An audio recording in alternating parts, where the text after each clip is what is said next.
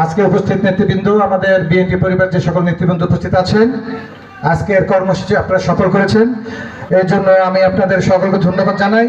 পাশাপাশি আমাদের ফকির মাহবুব আলম স্বপন ভাই, বেনজির আহমদ টিটু ভাই, ওবায়দুল হক নাসির সহযোদ্ধা ছোট ভাই সহ জাকির হোসেন সরকার সহ আমাদের যে নেতৃবৃন্দ, আপনারা বিএনপি পরিবার নেতৃবৃন্দ আজকের কর্মসূচি সফল করেছেন, আপনাদের সকলকে ধন্যবাদ জানাই। বেগম খালেদা জিয়ার নিঃশর্ত মুক্তি চাই, আমাদের প্রিয় নেতা সুলতান সালাউদ্দিন টুকুর মুক্তি চাই, আমাদের আব্দুল সালাম পিন্টু, আপনারা জানেন যে উনি আজকে প্রায় এক যুগের উপরে 17 বছর আজকে জেল খাটতেছেন। আপনার এই যে কথা আসে, আজকে এই যে ফুলটা, এই ফুলটা আমাকে আপনার উপর দিয়েছেন, অথবা আপনাদের এখানে অনেকে ফুলের মালা পরে আছেন, আরো অনেক ভাইরা আছেন, আজকে যারা ফুলের মালা পরে আছেন তারা কিন্তু আজকে হিরো, ঠিক না ভাইরা আমার? ঠিক। বাইরে যান, 10 লাখ টাকা খরচ করেন, এরকম একটা আয়োজন করে আজান দিচ্ছে, আরেকদিন কথা হবে আপনাদের।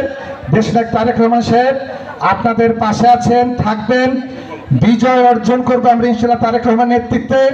আপনাদের ঘামের বিনিময়ে, রক্তের বিনিময়ে, আপনাদের শ্রমের বিনিময়ে, সততার বিনিময়ে, আপনাদের একতার বিনিময়ে ইনশাআল্লাহ আমরা তারেক রহমানের বাংলাদেশ, খালেদা জিয়ার বাংলাদেশ, আমাদের বাংলাদেশ ইনশাআল্লাহ প্রতিষ্ঠা করব। সেই বিজয়ের আগ পর্যন্ত সবাই ঐক্যবদ্ধ থাকবো ইনশাআল্লাহ। সকলকে ধন্যবাদ। বাংলাদেশ জিন্দাবাদ।